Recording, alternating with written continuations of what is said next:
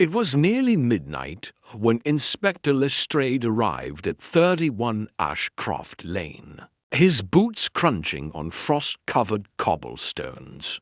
The gas lamps flickered faintly in the swirling mist, and a growing crowd of curious onlookers gathered behind the police cordon. Lestrade gave them a glance, then turned his gaze upward to the second-story window of the townhouse, where the curtains fluttered inward from a broken pane. The house belonged to retired horologist Edward Pelham, a man known for his solitude, his peculiar precision, and an unmatched obsession with time. Inside, the scene was as clean as it was confounding. Edward Pelham was dead-seated upright at his work table, his head slumped forward, eyes open and glassy. A single bullet had pierced the left side of his skull. The strange part, no weapon was found, no sign of forced entry. All windows and doors were locked from the inside. There was no blood spatter, no struggle, and no fingerprints, only the smell of old clock oil and dust. Even stranger, every clock in the house, dozens of them lining the walls, floors, and furniture, had stopped, not just stopped, but frozen at exactly 13 minutes past 1. Each one, regardless of size, make, or mechanism, displayed the same impossible time, 1:13. Lestrade waited only until morning before sending for Sherlock Holmes. By noon the next day, Holmes and I arrived at Ashcroft Lane. Holmes took one look at the narrow alley leading to the house and said, "Unlikely route for any intruder. Too exposed." But let us not underestimate the cleverness of illusion. Lestrade greeted us at the door. No sign of forced entry. Holmes. Pelham was shot, cleanly in the head, but no weapon, no suspects. And this, he gestured at the clocks, this infernal detail has every man on edge. Holmes stepped inside, immediately immersed in the ambience of ticking mechanisms and the faint scent of brass and varnish. He circled the room slowly. All stopped at precisely 1:13. Peculiar, yet not a time that carries any obvious symbolic weight. I walked over to Pelham's work table, observing the scattered cogs, tools, and a single, half-polished pocket watch. This one still ticking. I said. Holmes joined me, peering down at the tiny timepiece. Indeed, the only one untouched by whatever halted the rest. Pelham's personal watch, perhaps. Curious, he picked it up gently, then raised his eyebrows. Watson looked closely at the second hand. It was moving backwards. We exchanged a glance. Holmes pocketed the watch. This alone suggests manipulation, not malfunction. Someone wanted this room to tell a story, a false one. We examined the room further. Pelham's study was lined with books on horology, astronomy, and cryptography, but most notable was a half-completed gear mechanism on a display mount. Some hybrid timepiece with two pendulums, both frozen mid-swing. Holmes pointed to it. This design is unusual. To escapements, Pelham was experimenting, possibly attempting synchronization between systems. He tapped the mechanism lightly. But why freeze everything? To disorient or to mislead? Lestrade spoke from behind. And there's more. The housekeeper, Mrs. Hargrove, swears she heard a clock chime 13 times at 1 o'clock. Twice. She says it happened to nights in a row. Twice?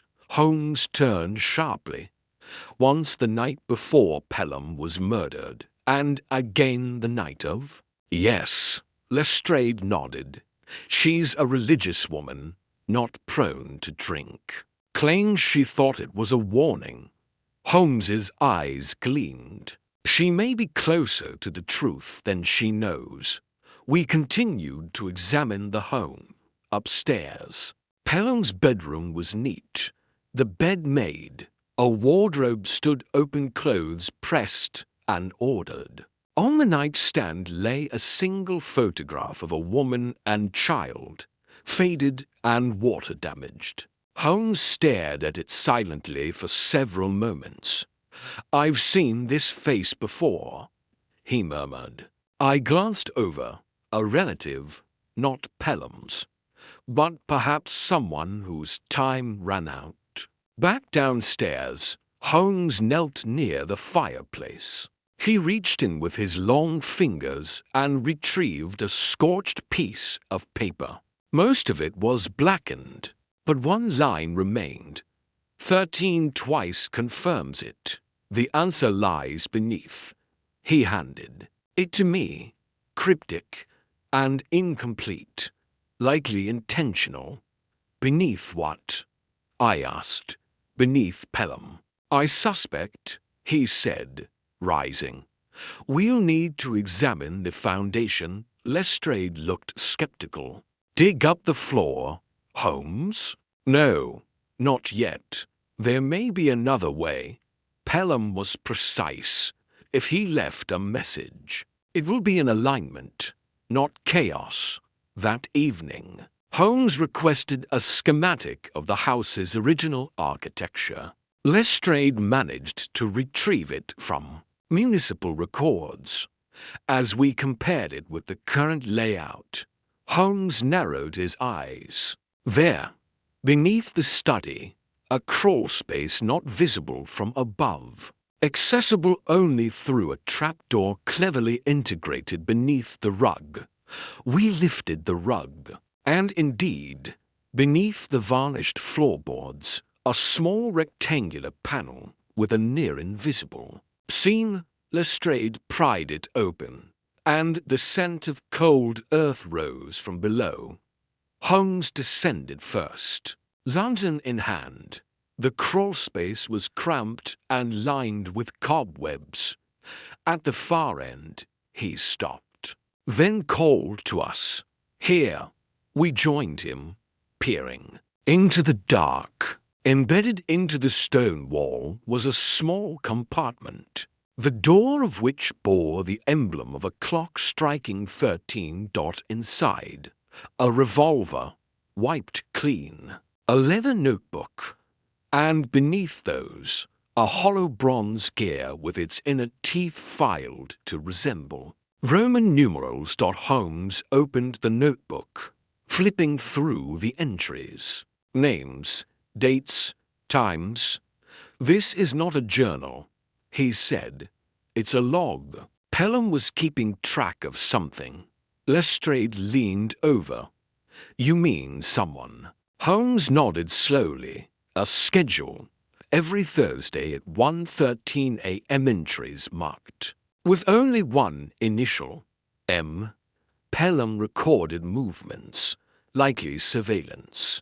And this, he held up the gear. This was no clock piece. It's a cipher ring. We returned above. Holmes laid the gear down, aligned it with Pelham's experimental timepiece. With one rotation, the second pendulum clicked forward. Holmes smiled. There's the pattern.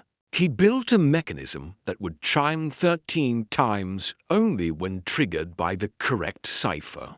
Alignment once each night. It wasn't malfunctioning, it was warning him. Warning him of what? I asked. Holmes turned toward the photograph on the nightstand. The woman in the photo is Margaret Hensley. She vanished 12 years ago. Her child was never found. Pelham was investigating quietly, under everyone's noses. And M. Lestrade asked. Holmes's eyes darkened.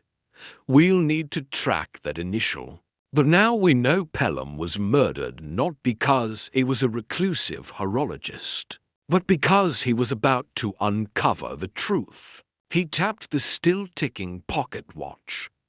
And this reversed second hand is a countdown. Not for Pelham, but for us. I stared at the strange watch face, the backwards motion of time, and the man who had left behind such an eerie riddle. Holmes straightened, his voice cool and certain. The clock struck 13 twice. We must discover why before it strikes a third. By the following morning, the frosted mist had thickened over Baker Street as we returned briefly to London to consult Holmes's private archives. He moved through the flat with quiet urgency, flipping through bound ledgers and ink-smeared documents, until he located a slim folder marked MH09. He opened it on the table, revealing a newspaper clipping from 1889. The headline read, "Mother and daughter vanish from train en route to nitrogen monoxide trace found." Holmes tapped the article. Margaret Hensley and her daughter, Charlotte. Pelham knew them.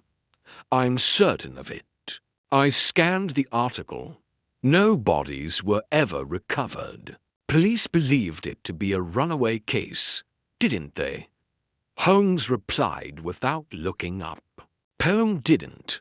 I think he followed this trail for years. The notebook we found proves he had suspicions, and I intend to find out where those suspicions led him. By noon, we were back at Ashcroft Lane. Lestrade had arranged a quiet re-examination of the crime scene, this time without the noise of officers trampling about. Holmes stood once more in Pelham's study, silent, turning slowly in place, taking in the space with fresh eyes. Then he spoke. Something here resists order, and Pelham would never tolerate disorder not in the sanctuary of his own making. He crouched beside the workbench and ran his fingers along the underside, tapping lightly, until a sharp click responded. A slim drawer slid out a secret recess no broader than a ruler. Inside lay a faded letter, sealed but not addressed. Holmes held it up to the light, noting the watermark. Langley and Wedge, solicitors, unopened, he murmured, but intended to be found. He broke the seal delicately, unfolded the letter, and read. Then he frowned. It's blank. Lestrade scoffed. A ruse, perhaps?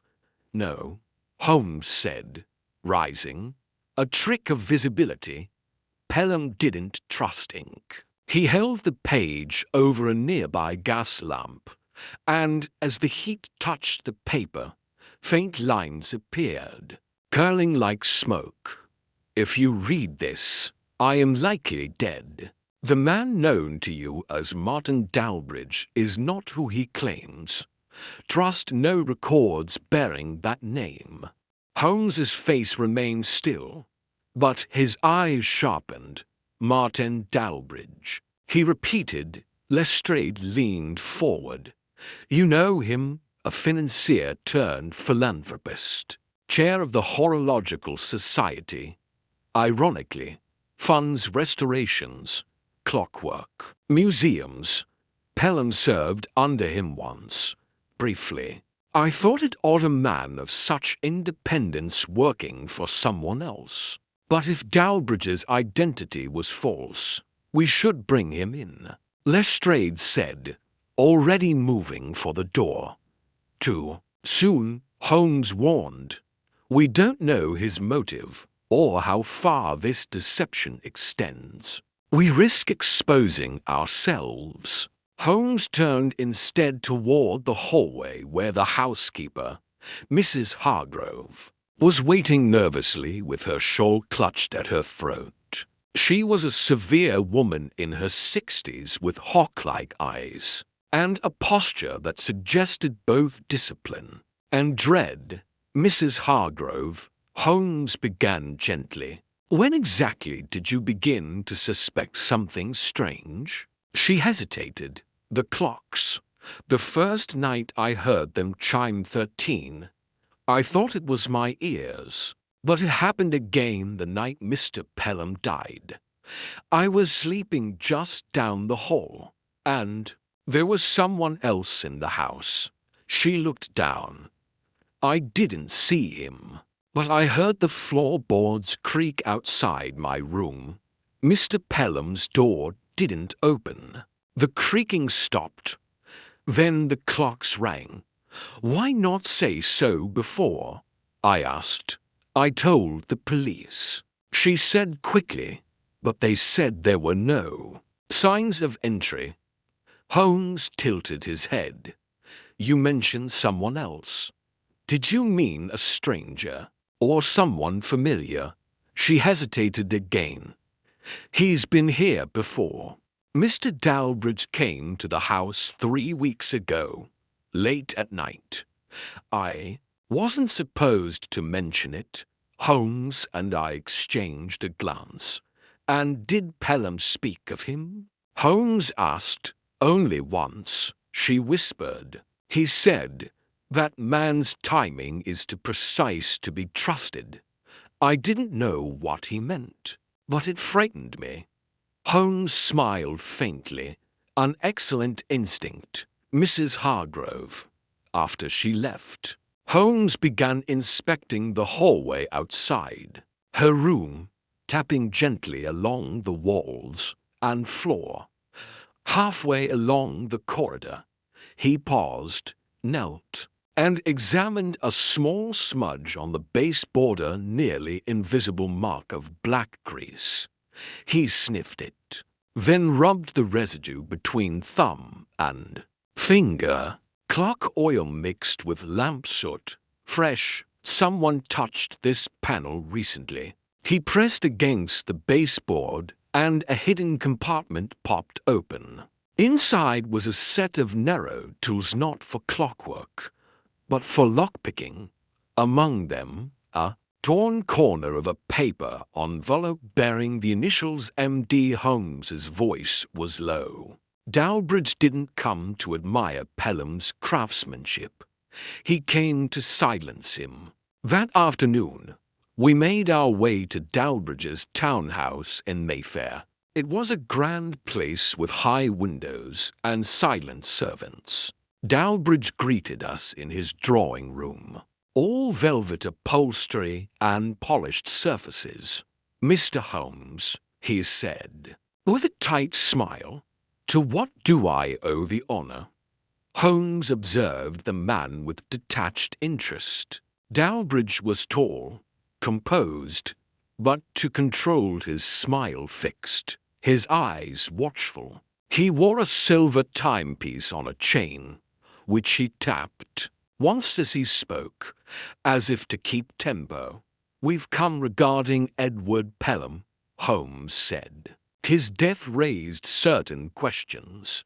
Dalbridge nodded solemnly. "A tragedy, a recluse, yes, but brilliant. I supported his work when others wouldn't. A tragic end." "Indeed," Holmes replied. "Tell me, do you often call on your former associates in the middle of the night?" Dalbridge blinked. "I beg your pardon?" Holmes's tone sharpened. "Mrs. Hargrove recalls your visit 3 weeks prior. Late hour, unannounced. That's rather irregular." Dalbridge's smile stiffened. "A misunderstanding. I was nearby. I had meant to speak to Pelham about a mechanical exhibit. He was often unreachable by letter. A convenient explanation," Holmes said. "Yet it seems Pelham found your presence disturbing. He left notes, warnings. He knew something." Dalbridge stood abruptly. You're accusing me of something, Holmes. If so, say it plainly. Holmes rose as well. Not yet. But I will say this: if Pelham died for what he discovered, I will uncover it. And if that trail leads to you, well, I've always been punctual with justice. We exited without further word. As we stepped onto the street, Holmes turned to me, face unreadable. Dalbridge is hiding something. He knows more than he admits. But there is another piece. Missing, you mean the cipher ring? I asked. No, he said quietly. The girl, the daughter. Holmes nodded. Charlotte Hensley vanished without a trace. But what if Pelham found her? What if she was the reason he began again to protect her? Or expose what happened? I asked, the question hanging in the air. And if she's alive? Holmes looked at the backwards ticking watch in his pocket. Then someone is still hunting her.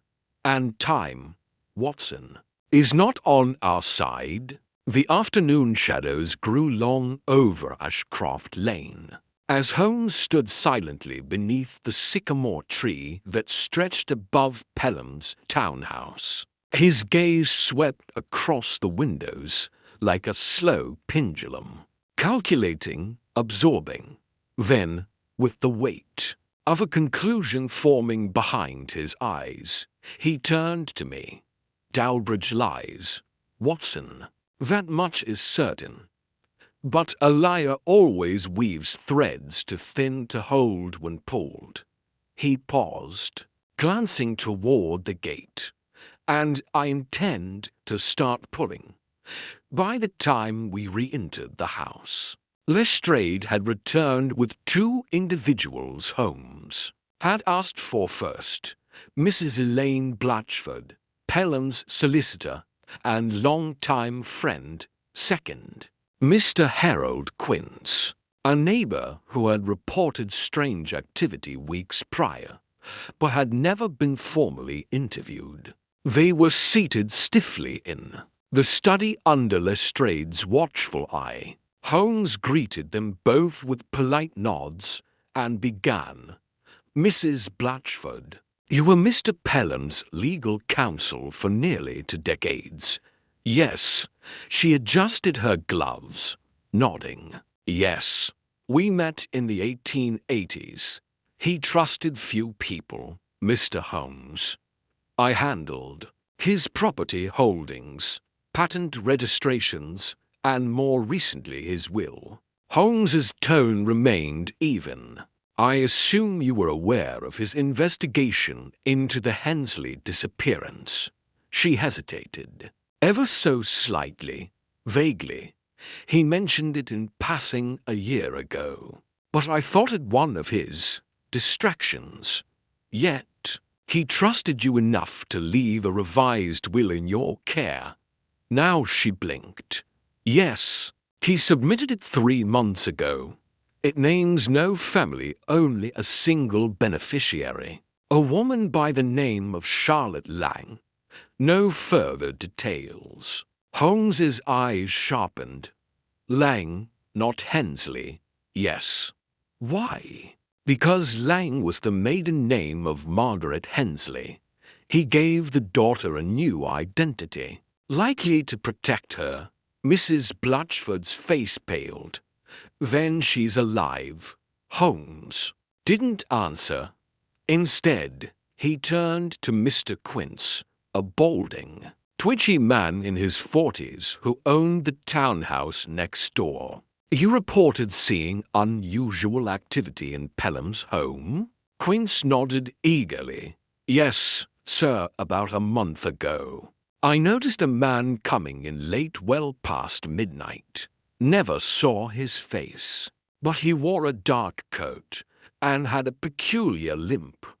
Holmes's eyes narrowed. A limp? Which leg? Right leg. Sir. Dragged it slightly. Left a scuff on the garden stones between our houses. Holmes folded his arms. "And yet you never mentioned this to the police." "I didn't think it important until after Pelham died." Holmes glanced at Lestrade, then back at Quince. "Did you ever speak with Pelham directly?" "No, sir. He wasn't the chatty type. Kept to himself." Holmes smiled thinly. "And yet you seem remarkably informed about his schedule." Quince squirmed. "Only what I saw from the window. I meant no harm." Holmes nodded, then motioned for Lestrade to escort both witnesses out. As the door closed, he whispered, "Blatchford knew more than she admitted." Her moment of surprise when I mentioned Charlotte's real name wasn't genuine. "And Quince?" I asked. He described the limp far too precisely for someone who never saw the man's face. "He was watching Pelham, possibly hired." "To do so," Lestrade returned. "I've sent them off." "What now?" "We find Charlotte Lang." Holmes replied simply, "If Pelham wrote her into the will, she must be re-land in danger." The search took us through records at Blatchford's office, where Holmes found a single document an anonymous trust established 2 years ago, in the name of Charlotte Lang, with monthly deposits from Pelham's personal account. The address, a boarding school in Shropshire. We departed the next morning. The school was a quaint estate nestled in fog-draped hills, run by a stern headmistress who met us in her study. When we explained our purpose, she nodded solemnly. "Charlotte Lang arrived under private sponsorship 2 years ago. Bright girl, quiet. I had no idea her guardian was the late Mr. Pelham." Holmes requested to see her a few minutes later. A young woman entered. She couldn't have been older than 17. Pale, with auburn hair and eyes like her mother's photograph. She glanced from Holmes to me, then lowered her gaze. "You knew Edward Pelham?" Holmes asked softly. She nodded. "He took care of me when no one else would." "Did he ever speak of the night your mother disappeared?" She looked down at her hands. "Only once. He said someone had tried to erase us, that he couldn't prove anything yet, but he would, and that when he did, I would be free." Holmes leaned forward. "Charlotte, has anyone tried to contact you recently? Anyone unusual?" Her voice was almost a whisper. "Yes, 2 weeks ago. A man came asking questions. Said he was with the Horological Society. He had a cane. Right leg limp?" Holmes asked. She nodded. "He scared me." Holmes straightened. "You must come to London with us. You're no longer safe here." With the headmistress's reluctant blessing, we escorted Charlotte back to the city and took her into protective care under Lestrade's arrangement. That evening, Holmes stood in our Baker Street sitting room, staring into the fire while Charlotte rested in the spare bedroom. "She is the key, Watson," he said, "not just to Pelham's murder, but to a conspiracy buried over a decade ago." He held up Pelham's notebook again. "Look here. These are the weekly visits marked M. But notice this gap. For weeks when no entries were made, coinciding with the exact period when Pelham changed his will and created the trust for Charlotte." "You think someone found out?" I asked. Holmes nodded and tried to silence him before he could act. He opened a new sheet of paper and began listing names: Martin Dalbridge, Elaine Blatchford, Harold Quince, then drew arrows between them. Dalbridge may be the architect, but Blatchford is covering something. And Quince has been spying, likely paid for it. Now, what connects them? I stepped closer. Money. The trust fund. Holmes tapped Dalbridge's name. Power. The Hensleys vanished while travelling from Dalbridge's private estate. Pelham knew something happened there. Perhaps Margaret discovered Dalbridge's real identity. Perhaps she was silenced and Charlotte spared only because Pelham intervened. Lestrade entered then, hat in hand. We've just picked up Quince. Found him boarding a train to Dover with a forged passport. He had this. He handed Holmes a folded telegram. It read, "Subject relocated. Advise immediate action before exposure. M." Holmes read it, then looked up slowly. The net tightens. M is not just an initial, it's a role. There may be more than one. A network. And they've been watching Charlotte far longer than we guessed. He set the telegram down with finality. The voices lie, Watson. But beneath them all, one truth repeats itself: Pelham was never the target. She was, and they're not finished yet. The lamps outside Baker Street flickered as a cold wind scraped the windows, and inside, Holmes moved like a man threading a needle through fog. The fireplace cracked softly, casting gold over the pages. He'd arranged across the floor, Pelham's notebook at the center. Charlotte sat quietly by the window, knees drawn to her chest, watching the night through glass with eyes far older than her years. Lestrade was due back within the hour, with records from Dalbridge's foundation, and every moment until then. Holmes was at war with the puzzle laid before him. Too many threads, he muttered, and they don't knot together, not yet. I leaned in, tracing my finger across a line connecting Blatchford to Dalbridge. Could it be money? The will? The trust? Perhaps Pelham's estate was more valuable than he let on. Holmes shook his head. There is money, yes, but it's not the root, it's the disguise. He drew out a sheet of blotting paper and overlaid it on a note from Pelham's hidden drawer. See here the impressions left behind. Pelham wrote letters he never sent. One to Blatchford, another to someone named Alcott. I traced the name through the Horological Society, and he doesn't exist, not under that name.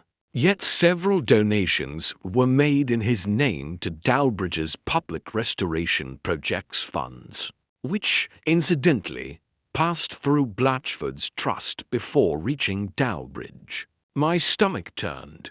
So they were laundering funds. But for what? That, Holmes said grimly, is what I intend to find out. The door burst open then, and Lestrade entered with a bundle of ledgers under one arm, and his coat dripping rainwater. We found it, he said breathlessly. Dalbridge's foundation finances at least 3 shell organizations, all feeding into a company registered under a false identity, Martin D. Alcott. The address listed is in Southwark, an empty warehouse, but records show it bought 3 timepieces from Pelham last year. Holmes's eyes flared. So he commissioned Pelham, then killed him before the last piece was delivered. He turned to Charlotte, still curled by the window. Charlotte, do you recall anything about your mother's work? Anything unusual she may have discovered? Charlotte hesitated. She kept a journal. After we left your godfather's estate, Dalbridge, I mean, she became different. Afraid. She told me we were being watched. and she'd write everything down. But when we boarded the train, she hid the journal. I never saw it again. Holmes paced. Then it may still exist, and if so, it contains what Dalbridge was willing to kill to bury. Charlotte looked up. Do you think he killed her? Holmes paused, then spoke gently. I think he tried to erase her, but the past does not go quietly. He rose and motioned for his coat. Come, Watson, Lestrade stay with her. If they know we've found her, they'll come. As we rode through the city toward Southwark, Holmes laid the logic out like fencing wire. Pelham wasn't chasing a murderer. He was tracking a trail of buried identities. Dalbridge isn't his real name. And this Alcott persona was created to fund something or destroy records. That threatened to expose him. We arrived at the warehouse as the fog thickened, the structure standing like a forgotten husk among shuttered storefronts. Holmes picked the lock with ease, and we stepped into darkness thick with dust. Along the far wall stood crates, most empty, save for one nailed shut. Holmes pried it open and revealed a single item wrapped in canvas, a grandfather clock. He peeled back the cloth. The clock face was beautiful, brass and glass with delicate etching. But what drew Holmes's attention was not the timepiece. It was the compartment hidden beneath the pendulum housing. He lifted it and found a small, oilskin bundle. Inside were photographs, women, children, some grainy, others clearer. Names scrawled in pencil on the backs: Margaret Hensley, Charlotte Lang, Edward Pelham. Others we did not recognize. Holmes flipped them like cards in a grim deck, his brow tightening. These were surveillance records, he murmured. Pelham didn't just build this clock. He hid evidence inside it, photographs taken without consent, patterns of movement. Someone was watching these people long before they disappeared. But why? I asked. What links them? Holmes looked at one photo marked with the name Eliza Braith and pointed at the background barely visible, but unmistakable, a clock tower, half restored. I know that place, he whispered. Harrowby Square. Dalbridge financed that project himself. All these women lived or worked near sites he funded. That's the pattern. He used his restorations as a cover for something far darker. We returned to Baker Street at once, and Holmes wasted no time. He pulled Charlotte aside, holding the photographs gently. Charlotte, look closely. Do you recognize any of these faces? She scanned them slowly, then stopped. Her. That's Miss Braith. She worked in the kitchen during the summer we stayed with Dalbridge. She was kind to me. I thought she left. Holmes's jaw set. She vanished a year later. No record since. Back in the sitting room, Holmes began pinning each name to the wall, creating a map of disappearances linked by geography, time, and Dalbridge's projects. As the connections grew, so did the motive. It was never about inheritance, not just about covering up one crime. It was about control of knowledge, of history, of people whose fates could discredit a false identity built over decades. Blatchford's involvement made sense now she managed the trusts and paper trails that kept it all hidden. Quince watched the loose ends, and Dalbridge himself. Holmes now believed he was not merely a man with something to hide, but someone whose entire existence was fabricated. Lestrade returned shortly after with word that Blatchford had been seen boarding a private coach, bound for the coast. Holmes stood slowly. She's running, which means she knows we're close. But we still don't know Dalbridge's real identity, I reminded him. Holmes nodded. No, but we know where it ends. He turned to the fireplace and reached behind the mantel, pulling free a sealed envelope he'd placed there days earlier. Inside was a letter addressed to Sir Charles Montclair, the Home Secretary, and to pages of evidence linking Dalbridge, Blatchford, and the missing women. I wrote this the night we brought Charlotte. Here, he said, in case we didn't survive what followed. I looked at him. And what follows now? Holmes turned to the window, where Charlotte now stood. Watching the stars emerge, we tighten the web, Watson, one lie at a time, until the man calling himself Dalbridge stands with no name left to hide behind. Morning broke over London with the weight of false closure hanging in the air. Word had already begun to circulate in the papers. Financier Blatchford arrested in midnight chase. Dalbridge's treasurer implicated in horological conspiracy. Lestrade, flushed with triumph, marched into Baker Street with a copy of the Times clutched under one arm, and a satisfied gleam in his eye. They've got her talking, he said, thumping the newspaper on Holmes's desk. Blatchford's confessed to embezzling from the Dalbridge Foundation. She admits Pelham found out and threatened exposure. Claims she had nothing to do with his death. Only wanted to silence the scandal. Holmes studied the front page without touching it. Confessed. Did she? Quite convenient. She named Quince as her accomplice. Lestrade continued. We picked him up at his boarding house with a satchel full of notes and a revolver. Says he was ordered to destroy the second clock, the one hidden in the warehouse.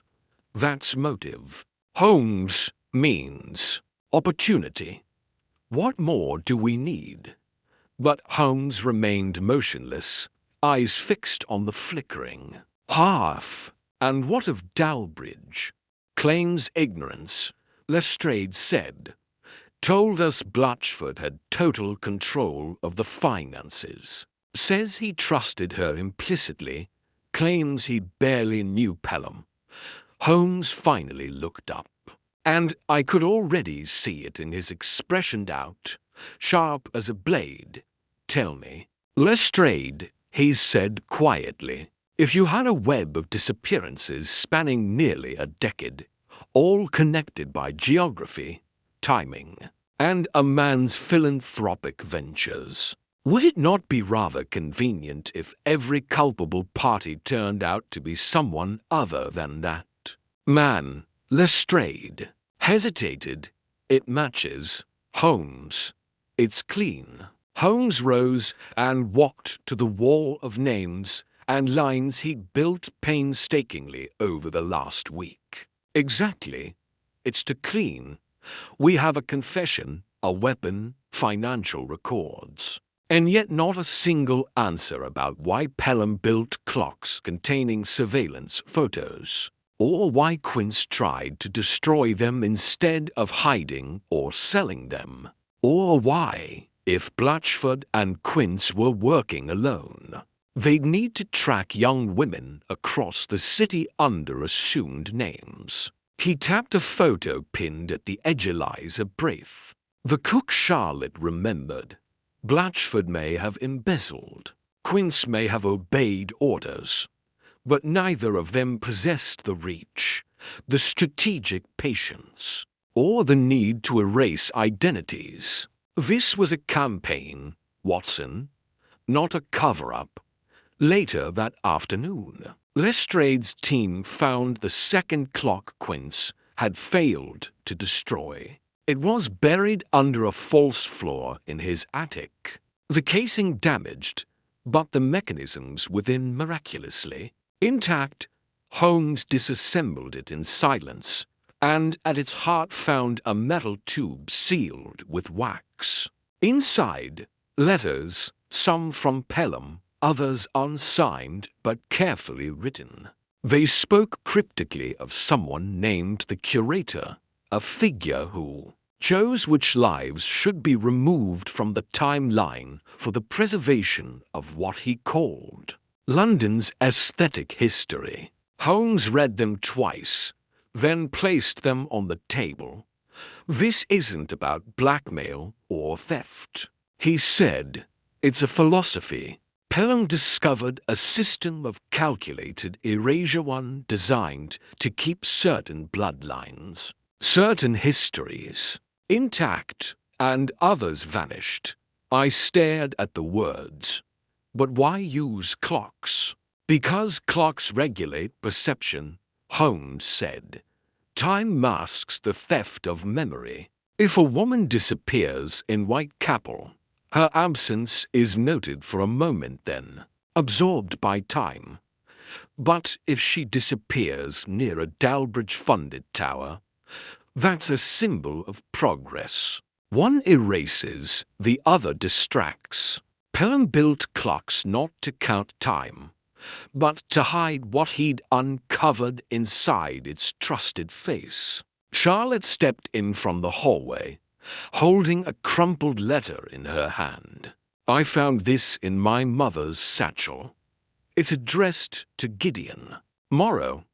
Do you know the name? Holmes stiffened, eyes narrowing. No, but I will soon. It took only a day to trace the name. Gideon Morrow had been a minor civil engineer, declared dead in 1881. His death was recorded in a fire at the Harrowby Square renovation site. But something was wrong. The signature on Morrow's apprentice license matched the one Dalbridge had signed on a recent donation to the Royal Horological Society. Holmes said nothing for several minutes, then turned with the slow weight of revelation. Dalbridge didn't take on a false identity. He shed an old one. Gideon Morrow is Dalbridge? I asked. No, Gideon Morrow became Dalbridge. He faked his death, vanished in a fire of his own making, and returned under a new name with wealth, status, and no record connecting him to the failed projects and deaths surrounding Harrowby Square. But what about Blatchford's confession? I asked. Holmes didn't answer immediately. He lit a match, watched it flicker, then blew it out. Because she believes she's guilty. Because she is guilty of embezzlement, of secrecy, perhaps, of assisting in erasures she thought were about money or reputation. But she didn't conceive the system. She didn't choose the targets. She didn't invent the persona. As night fell, the streets around Baker Street remained quiet, almost hushed. The world believed the case was over. The manhunt ended. Holmes, however, knew the final act had not yet begun. Dalbridge gave them a scapegoat, he said, mostly to himself. He gave them just enough truth, and they devoured it. What will you do? I asked. Holmes turned to the desk and wrote a letter. I will invite Dalbridge to Baker Street, not as a suspect, as a consultant. I will show him the clock, the photos, the letters. I will tell him I believe Blatchford was the mastermind, and I will watch. Because only the man who built this deception can look into its mirror and not flinch. Isn't that dangerous? Holmes's smile was cold and thin, of course. But it's the only way to catch a man who believes he's already one. And as the clock on the mantel struck 13 again just once, like a whisper that time had betrayed its master, we understood. The game was not over. It had only reset. The letter Holmes had sent to Dalbridge was written with surgical precision measured. Flattery, professional curiosity, and just enough subtlety to veil the true intent. It was delivered by hand that same morning, and by evening a reply came. Lord Dalbridge would call on Baker Street the following afternoon. Holmes said little. As he prepared, he moved about the flat with slow, deliberate gestures, arranging the evidence not in a damning display, but as if they were curiosity's artifacts for discussion rather than confrontation. The photograph of the two girls was placed atop a leather folio of Pelham's notes. The fragments of the broken clock lay in their velvet-lined box. The strange letters mentioning the curator were spread neatly across the table, their contents seemingly disjointed. "Let him believe this is my confusion," Holmes said quietly, adjusting the placement of a candle. "The proud man underestimates doubt. It makes him careless." Dalbridge arrived precisely at 4, dressed in somber grey and accompanied by no one. He removed his gloves slowly, as though every movement were weighed for its theatrical impact. "You summoned me," he said, with a faint smile, "to discuss clocks?" "Indeed," Holmes replied, gesturing to the table. An unusual timepiece was found in connection to Pelham's death. It bore markings suggestive of something concealed. "You were acquainted with him, were you not?" Dalbridge glanced at the items laid before him, lingering for half a second too long on the letter bearing his old signature. "Briefly, I fund many such men. They burn bright, and then out." Holmes leaned back, folding his hands. "What would you say, Lord Dalbridge, if I told you this clock contains proof that someone has been tracking the disappearances of women, under assumed names disappearances, that align with the opening of several of your funded institutions?" Dalbridge's smile did not falter, but I saw the faintest flicker in his eyes, a momentary calculation. So quick it almost escaped notice. "I would say that sounds quite dramatic, indeed," Holmes murmured, "and yet, perhaps history is more dramatic than we care to admit." After Dalbridge left, Holmes sat silent until nightfall, his fingers steepled, his gaze distant. He saw it, he finally said. He recognized that signature. He knew Morrow's name the moment I said it, but he was too practiced to betray it fully. "Then, what's next?" I asked. "We go backward," Holmes said. "Before Morrow, before Dalbridge, to the start of this philosophy." It was not in any official archive that Holmes found what he needed, but in the notebooks of an inspector long since dead. Tobias Eckford had worked Whitechapel's Undercurrent between 1874 and 1881. He had retired early, under strange circumstances, and his records had been boxed and forgotten in a family attic until Holmes, through no small effort, acquired them. The case that caught Holmes's eye was dated June 1879, a fire in Harrowby Square, believed to be arson, in which a municipal records clerk named Vera Curnow had perished. The fire had consumed an entire building, but Vera's death had stood out. She had been stabbed before the blaze began. The file contained only a few yellowed photographs, the coroner's note, and a single name scrawled on a separate page. Gideon Morrow suspected of intimidation. Vera Kernow, Holmes said aloud. She worked in city records, had access to legal identities, property deeds, birth and death ledgers. You think she found something? I asked. I think she found someone. A man changing his history.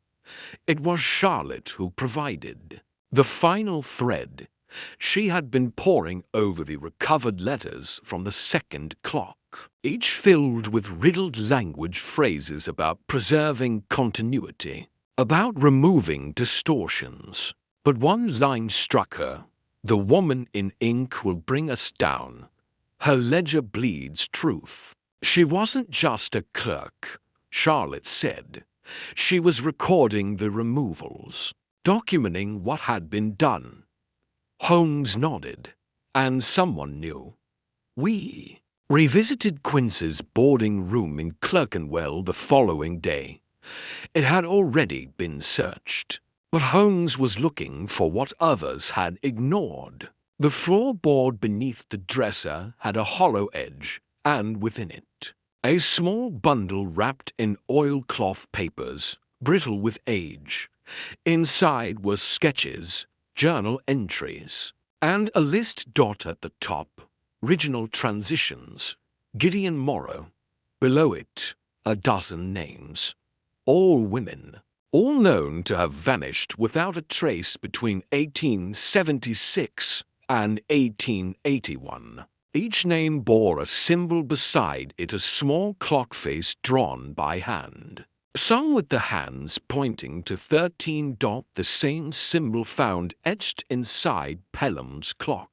Gears, Holmes's voice was low. These were the first.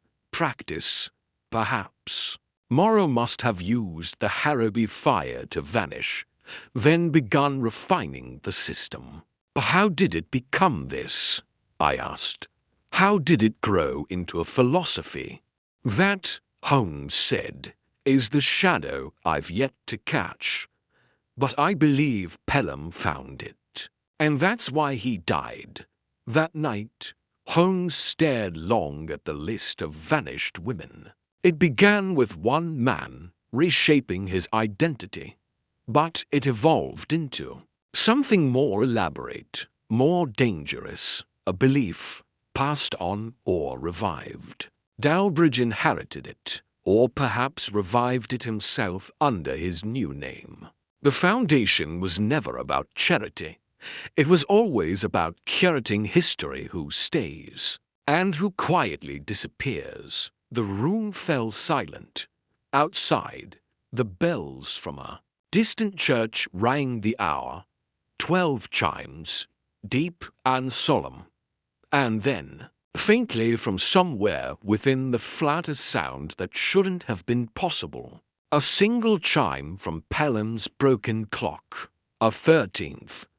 Holmes rose slowly. He left us more than a trail. He left us a warning. The 13th chime hung in the air like an accusation.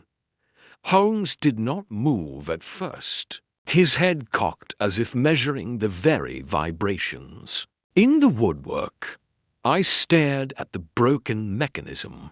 On the table, still inert, the spring loose, the weights removed. It's impossible, I said under my breath.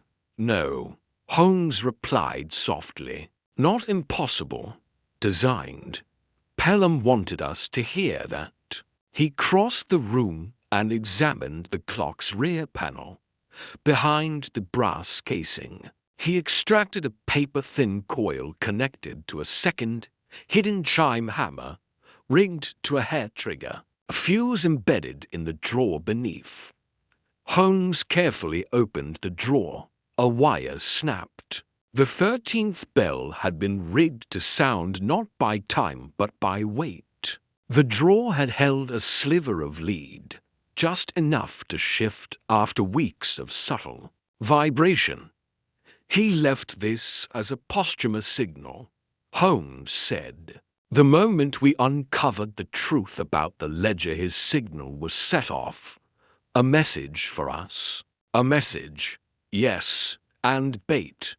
Holmes's eyes narrowed. Someone else may have been listening. We waited through the night. Baker Street, cloaked in unnatural stillness.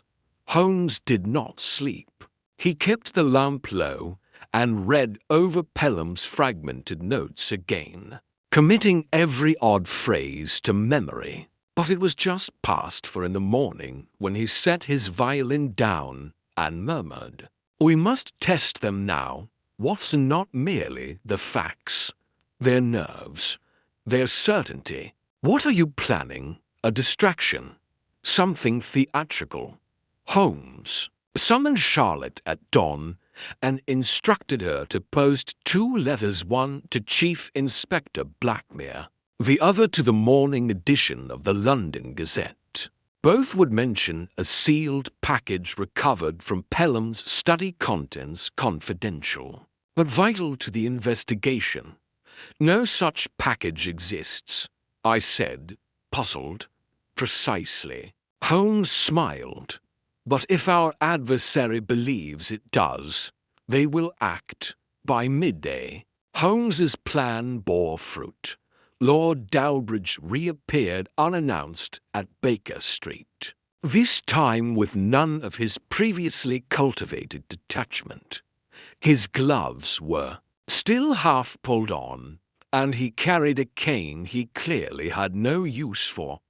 "I trust," he said, managing a tight smile, "you've verified the authenticity of the so-called package." Holmes tilted his head. "I said nothing about authenticity, Lord Dalbridge. But I am curious why you raise the question." Dalbridge's mouth thinned. "Because the Gazette is not exactly subtle in its headlines, Mr. Holmes. One would expect more discretion from a professional. Discretion," Holmes repeated, "is a courtesy earned, not extended to those who manipulate lives as if they were names on a ledger." Dalbridge stepped closer. "You're bluffing. There is no evidence." Pelham was unstable, his obsession with the clock's delusion. Holmes merely smiled. "Then you've nothing to worry about." Dalbridge held his gaze a moment longer, then turned sharply and left. "He came too soon," Charlotte murmured. "He was rattled." Holmes nodded. "He didn't wait to consult anyone. That tells us something crucial. He's no longer part of a group. He's either been abandoned or left them behind." That night, Holmes made his next move an experiment more psychological than forensic. We returned to the boarding house in Clerkenwell, but not to Quince's room. Instead, Holmes requested access to the attic. It was a cramped, dusty crawlspace filled with forgotten furniture, trunks, and detritus. Holmes barely looked at it. Instead, he removed a small box from his coat and set it in the center of the floor. Inside it, a perfectly ordinary alarm clock, modern, metal, and clean. "Set it to chime 13 times, he instructed. "But why here?" I asked. "Because someone else lives here. Someone Pelham trusted. Quince's landlady. Mrs. Adeline Gorst was his closest contact, to quiet, to consistent. She never stumbled in her statements, never repeated herself. That is not forgetfulness, it is scripting." We descended, and Holmes knocked on her door. Mrs. Gorst, pale and severe in her shawl, greeted us with dry civility. Holmes engaged her lightly at first, small questions about Quince's final days, vague inquiries about her former tenants. She responded without hesitation. but her eyes darted once toward the attic stairs. "We've placed something up there," Holmes said suddenly. "A device Mr. Quince constructed a prototype for identifying surveillance frequencies." I started. "That's not what it—" Holmes cut in smoothly. "We're testing it tonight. It makes a sound. You understand? A distinct sequence 13 tones. We'll know in the morning if it's triggered." Mrs. Gorst did not blink, but she grew very still. 13, a curious number, Holmes agreed. Not random. Meaningful if one understands its context. She nodded slowly, then offered tea, an odd gesture for someone who had refused it on every prior visit. Holmes declined, politely, and we left. Back in the attic, we waited. We did not need to watch Mrs. Gorst. We needed only to watch the clock dot at precisely midnight. It struck 13. She had gone up. She had tried to disable it. Holmes smiled grimly. "She's part of it. Not the center but a guardian. The kind who cleans away residue. She's buried things before." The following day, Holmes returned alone. He did not confront her. Instead, he offered her a letter to forward to Dalbridge, a fictitious message, supposedly from an anonymous informant, hinting at a new ledger hidden in the archives of the South Bank Historical Trust. "I expect she will not deliver it," Holmes explained. "She'll read it first. But that's the point. We want her to. Dalbridge will not appear, someone else will. The real hand behind him." "And if no one comes?" I asked. "Oh, someone will. People who live in the past cannot resist the temptation of correcting the present." And indeed, 2 nights later, a man came to the Trust archives, not Dalbridge, not Morrow, but a younger figure in a rust-colored coat and librarian's gloves. He entered using a key no public official had. He walked the aisles like someone who had memorized every inch. Holmes and I followed in silence when the man reached the Southern Ledger vault and unlocked it. Holmes stepped into the light. "History, is it?" he asked, voice calm. "Or just curation?" The man froze, not in fear, but in irritation. "You're early," he said.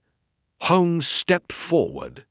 "You were always going to clean it, weren't you? Erase the names again. Burn the last threads." The man gave a faint smile. "It's never been about names, only patterns. Break the pattern, and it unravels."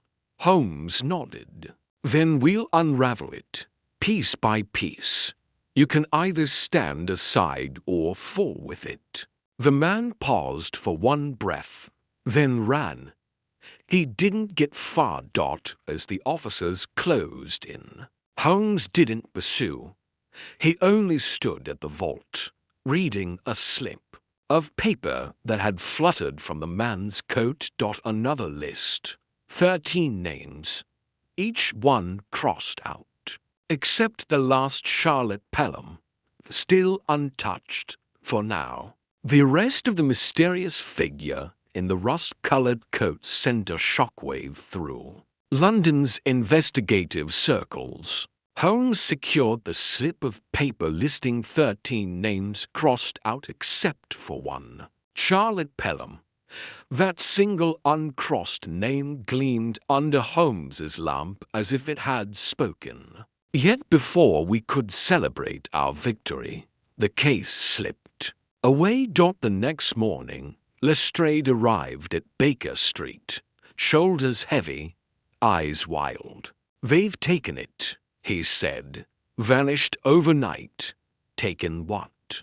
Holmes gestured to the paper still on the desk, though now the edges were singed. The ink faded. The remainder of the list had been burnt, leaving only Charlotte's unsubdued name. Worse still, the arrested man had been found unconscious in his cell, the moment of delirium still fresh on his face. He'd murmured a single phrase. The curator intervenes, before lapsing into silence. As Lestrade described it. The stolen ledger piece was only part of it. All photographs, the clock mechanism, even Pelham's personal pocket watch disappeared from the evidence vault. The coordinated theft pointed to someone on the inside, or someone with influence to bypass police security. Holmes stared at the charred slip. They want this closed. They want it buried. They thought removing the evidence would eliminate the threat. I asked him, but why leave Charlotte's name? Why the sabotage? Holmes pressed to fingers, to the smudged ink, a signal. They're telling her, you're next, and us, you were close. Too close. Charlotte, who had overheard us, entered then, pale as fresh paper, but steady. They came for it last night, she said. A man in uniform, unmarked, demanded the evidence, said it was routine closure. Holmes fixed her with his gaze. Do you think he was bluffing? She nodded. We checked. I confirmed half of his identification was forged. Holmes turned to Lestrade. A false official. The real records remain with us. We need to track him down. Lestrade shook his head. The stations found no signs of other evidence. They performed inventory twice. But Holmes's eyes were already distant, of course. An erasure is not just removal, it's replacement. Look at this. He held out a photograph torn from the rest. Eliza Braith, with her face scratched away in rough lines. A mocking god's erasure. The curator, Holmes whispered, he's warning us, demonstrating control. We felt the stakes shift. The evidence had gone, but the risk was now personal. Holmes didn't sleep. He retraced Pelham's steps into the Horological Society's archives, seeking everything they had on Gideon Morrow, Martin Dalbridge, and the vanished women. The vaults, he discovered, were overseen by Blatchford's successor, one Edward Fairchild, installed weeks before Pelham's death.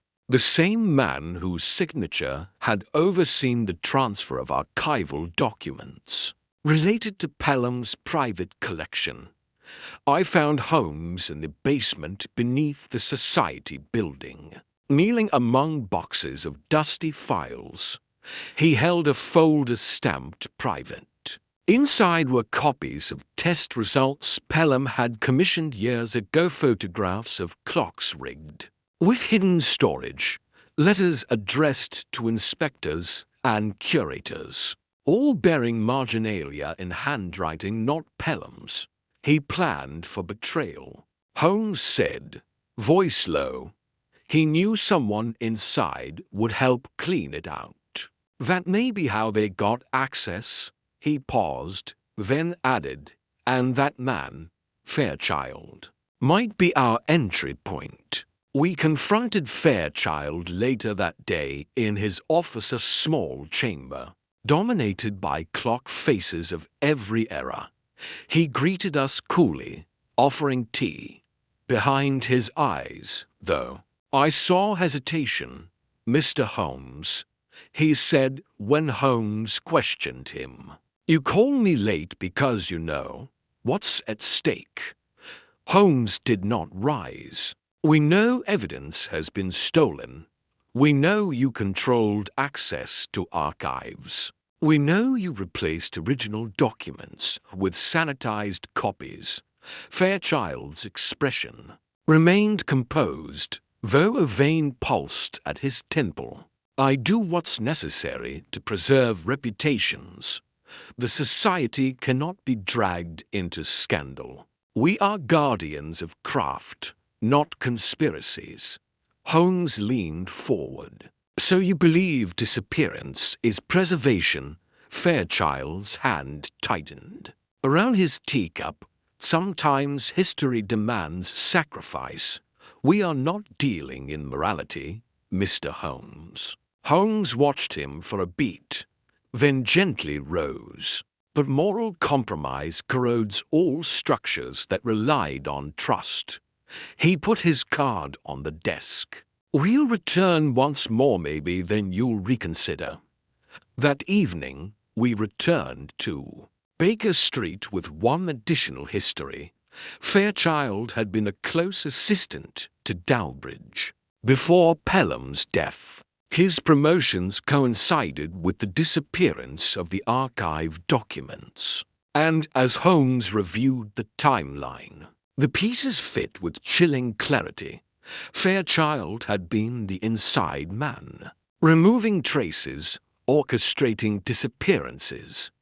Yet even with this revelation, the case staggered under its own complexity. The curator, whoever he was, remained unseen. But clearly powerful, Holmes stood at the window as midnight approached. The street below echoed with chimes from a distant church. 1, 2, 12. He turned sharply. "Watson," he said softly, "the plot has thickened. They're not merely cleaning up, they're preparing for another act. We must protect the names that remain, starting with Charlotte." She slept fitfully in the guest room. Holmes left a note under her door advice to go to the Northumberland safe house tomorrow with Lestrade's team. As dawn broke, we watched her leave, flanked by constables. Then we locked the front door of Baker Street behind us. Open investigation was dead. The time had come for covert pursuit. We moved into the shadows she had but barely escaped. The curator found in us not a final blow, but a relentless stalking. And the game advanced into the night, one missing piece at a time. A thick fog rolled in over London by evening, curling around lampposts and muffling the sound of wheels on cobblestone. Holmes stood near the fireplace at Baker Street, one hand gripping the mantel, the other holding Fairchild's file half-burned. The contents recovered from a society furnace before they turned fully to ash. Charlotte had reached the safe house without incident, yet Holmes's expression remained locked in silent calculation, sensing that a piece of the game was about to shift when the knock came. Sharp and rapid, even Mrs. Hudson startled in the hall. It was Lestrade, his coat soaked and expression brittle. "There's been another one," he said. "It's not Charlotte, but it's someone who should have been safe." Holmes didn't need to ask who. "Eliza Braith," he said quietly. Lestrade nodded. "Found just after midnight in her flat. No sign of forced entry. It's precise, clean, same markings as Pelham." And Holmes, "Yes?" "Her mantel clock was destroyed. Mechanism ripped out, casing burnt. By the time we arrived at the scene in Belgravia, the street was cordoned off, and the uniformed constables moved with a kind of fearful deference. As if the killer's ghost might still linger, Eliza's body lay in repose on a chaise, untouched, except for the faintest red ring at her neck, exactly like the bruising Pelham had displayed. No sign of struggle, no witnesses. But Holmes was not looking at the body. He stood by the shattered clock, kneeling to inspect the blackened shell. I saw his fingers twitch as he lifted a shard of the gear wheel. "The mechanism has been replaced," he murmured. "This isn't Eliza's clock. It's a replica designed to burn a message." "But why Eliza?" I asked. She hadn't spoken to Charlotte in years. She barely knew Fairchild. She knew Morrow, Holmes said. And unlike the others, she was preparing to talk. He retrieved a scorched envelope from under the clock's remains, sealed with wax, but opened crudely. Inside was a partially intact letter. "Cannot live with the silence any longer. What we did with the clockset was never just storage.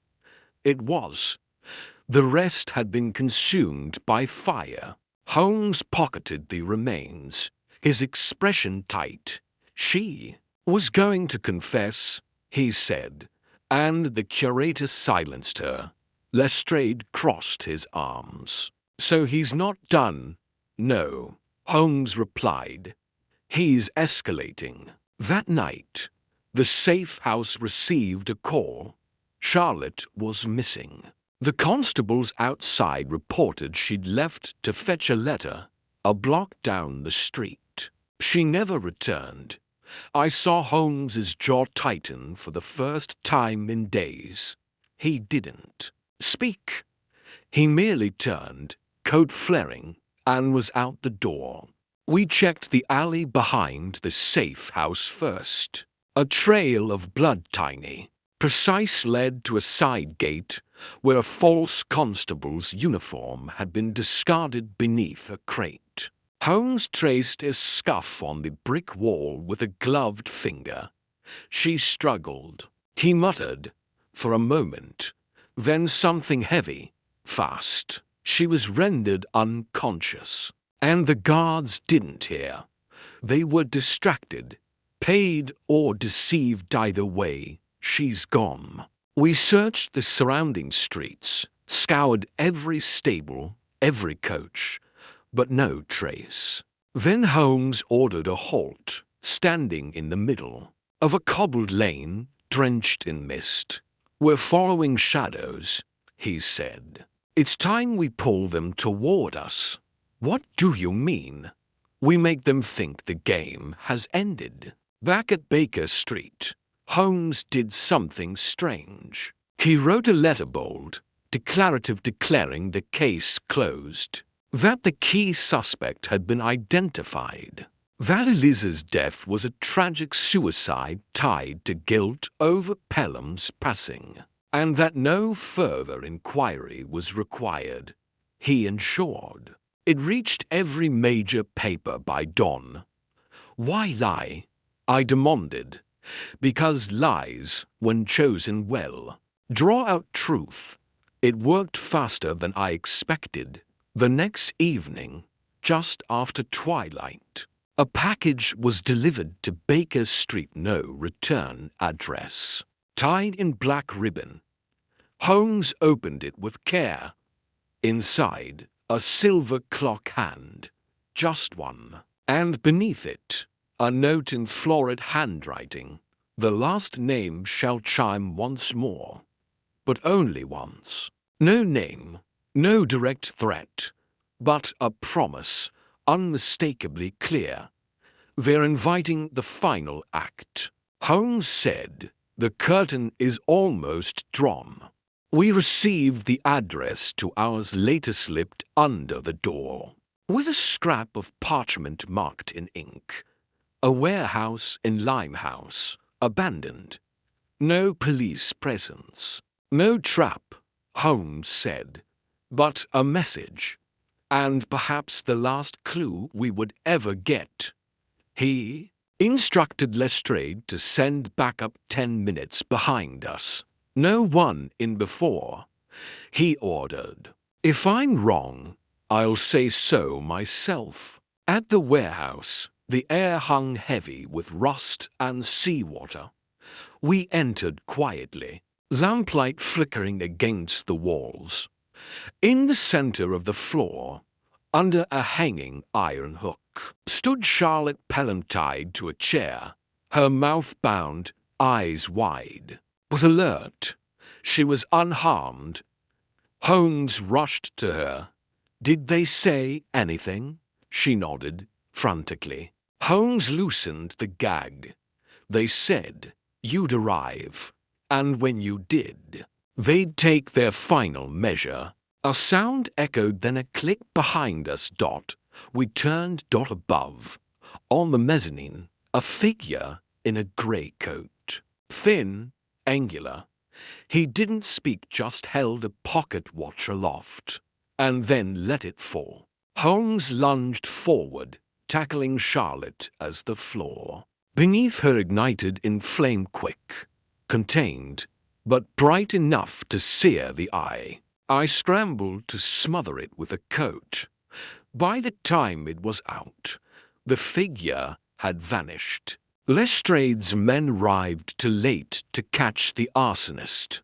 But Charlotte was safe. The note left behind was all that remained, pinned to the chair. "The 13th chime is yours. Mr. Holmes, be careful what you strike." Outside, Holmes stood watching the smoke drift upward into the fog. "He's not just a murderer," he murmured. "He's orchestrating a philosophy, one where memory is erased, truth reshaped." "And what now?" "Now," Holmes said, "we rewrite the music." The villain had stayed ahead. But for the first time, Holmes had seen the rhythm of his steps. The next move belonged to us. Holmes was uncharacteristically quiet as we left Limehouse. The wind bit at our faces, but he walked without flinching, his mind clearly elsewhere, grinding through details. Re-evaluating the very architecture of the case, I tried not to interrupt. I'd seen that expression before. Not confusion, but coalescence. He wasn't searching for new threads, he was drawing them together.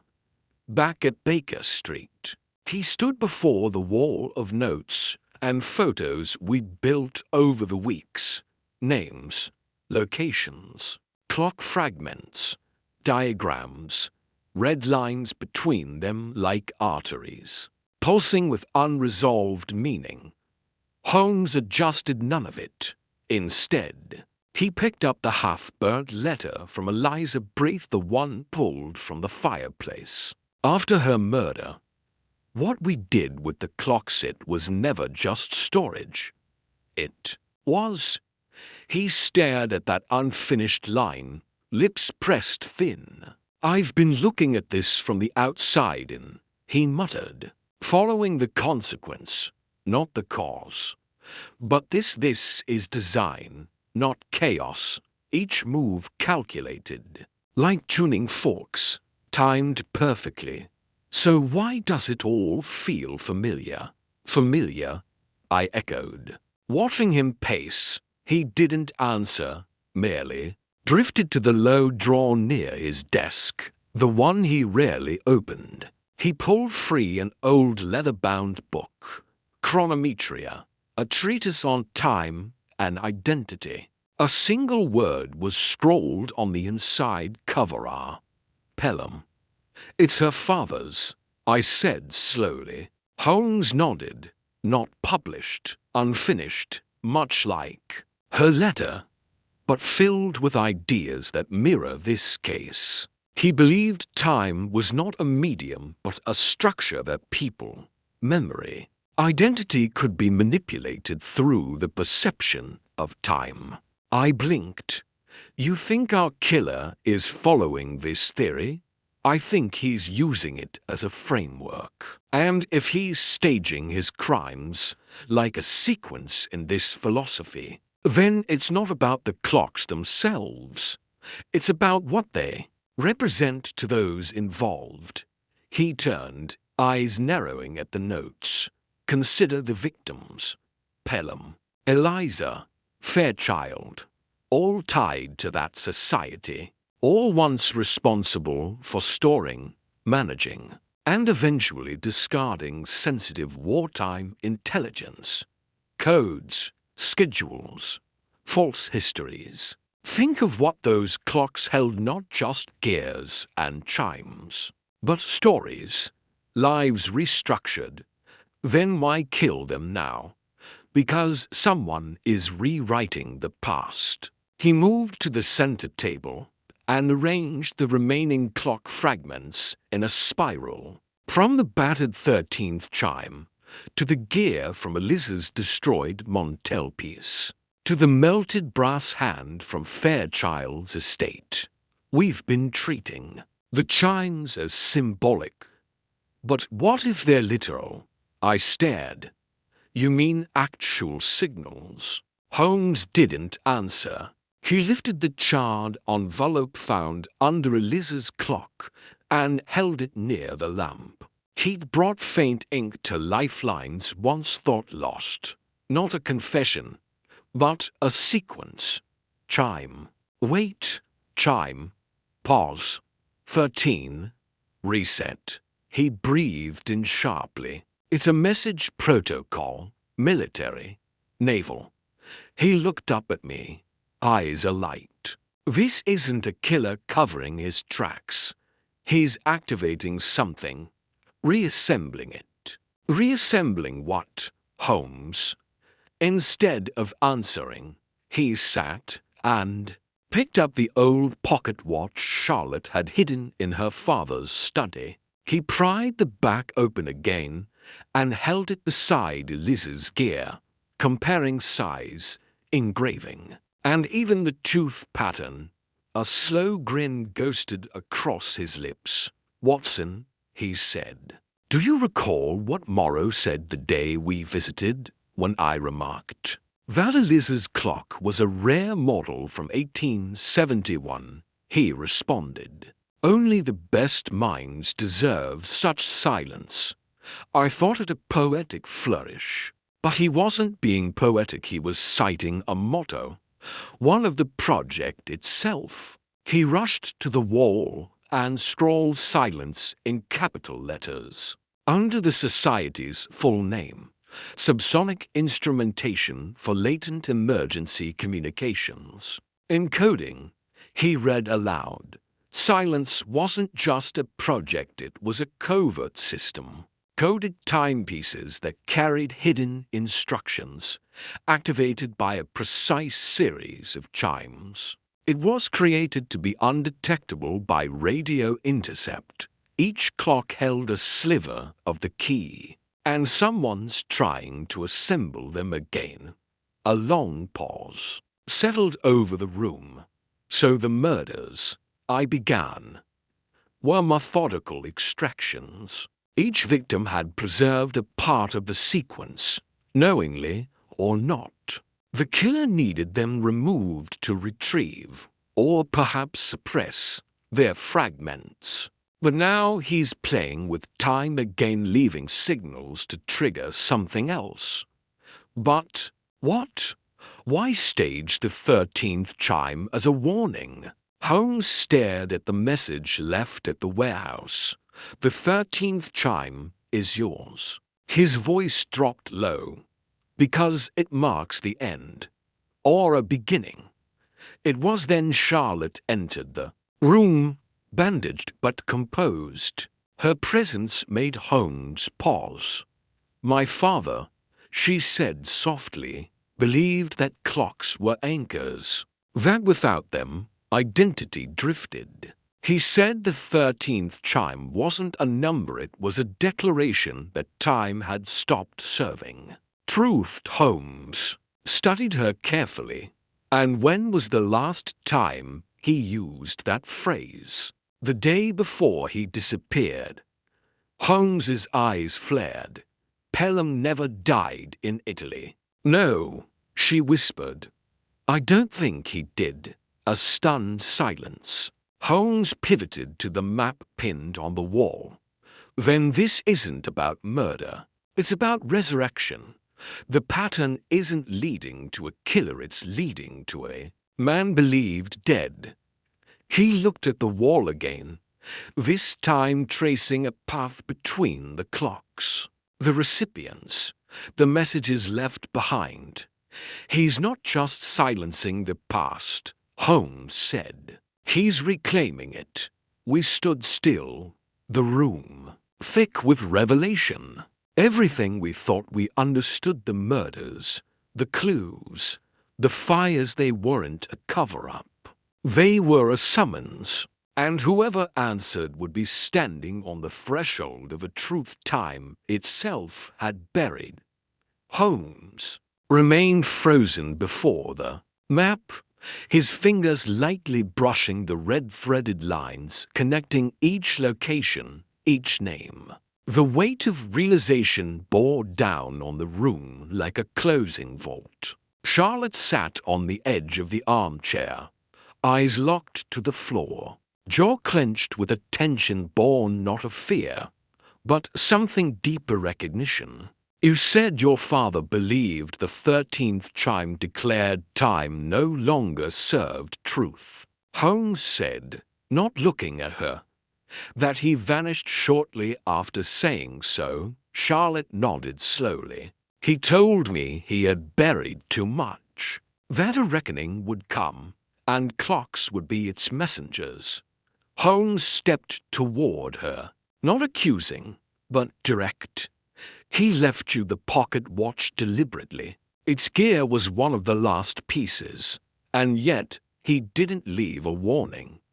He left a trigger. Charlotte looked up, eyes brimming. He thought he was protecting something. No, Holmes said softly. He was preparing for resurrection. Watson shifted beside the hearth. Holmes, are you suggesting that Braith's death, Eliza's murder, even Morrow's supposed suicide, they were all part of an orchestration? By Pelham himself? Holmes didn't respond immediately. Instead, he returned to the desk and opened chronometria once more. He flipped past ramblings on perception and sequences, until he found a passage underlined in pencil, jaggedly pressed. To rewrite history is not to change the past, but to control the future. Time is a construct of agreement. Break the agreement, and truth becomes what you dictate. Holmes looked up. He believed this deeply, and he passed it on. Charlotte said nothing, but her silence said enough. I need to know, Holmes said, voice even. Was he right? Did the clocks hold protocols that could alter government records? Change identity registries? Her breath faltered. They weren't just clocks. Each held a piece of an erasure system, micro-encoded directives to nullify files, trigger dormant programs, delete names from record. In wartime, it was for spies needing a second life. After the war, it became leverage. And the last of these codes, Holmes said, eyes narrowing, would have been reactivated by the 13th chime. A final pulse across the network. Pelham wasn't just reviving an idea, he was attempting to erase his entire former self. Watson sat forward. But why kill? Why orchestrate this with such violence? Because someone had built a life. Atop that lie, Holmes murmured, and others held the keys to undoing it. He turned abruptly. But it doesn't explain Morrow, or the letter he tried to send.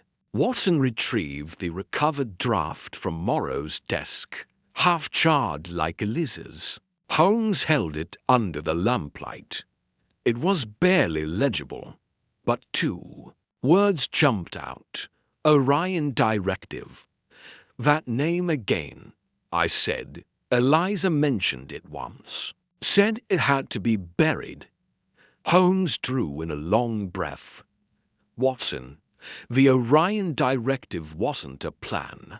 It was on execution list. He spread several pages across the table photographs, encoded documents, autopsy notes. Fairchild was the keeper of the original directive. Braith distributed the encryption models. Eliza catalogued who received immunity under its protection. Morrow, he was the cleaner tasked with reassembling the list if needed. They weren't murdered out of vengeance. They were eliminated to erase all traces of the directive. And the killer? I asked. Holmes paused. I believe the killer is someone who benefited from the directive, but fears its exposure. Someone who cannot risk the past being rewritten, because the lie has become their identity. He turned to Charlotte, tone gentler. I believe your father built the system. Yes, but he isn't the one striking now. He may have vanished to escape it, but someone else is trying to finish what he started. Charlotte's face went pale. Who else? Knew about Orion? Holmes pressed. She hesitated, then spoke barely above a whisper. There was one, a young analyst, brilliant, obsessed with the clocks. He called them memorial devices. His name was Calvin Meyer. Holmes's face hardened. I know that name, he said. He is now Under-Secretary of Cryptographic Operations at Surmise, promoted last year. Highly secretive. Never photographed. Watson frowned. That's not just a coincidence. No, Holmes agreed. It's camouflage. A man who erased his identity using Pelham's methods. But as his influence grew, the threat of exposure did as well. So he set out to destroy every node that could reveal his origin. He turned to the clock fragments, and he left just enough behind to make it seem as if Pelham was behind it all. A ghost architect blamed for a series of murders tied to his own theories. And the 13th chime, I asked.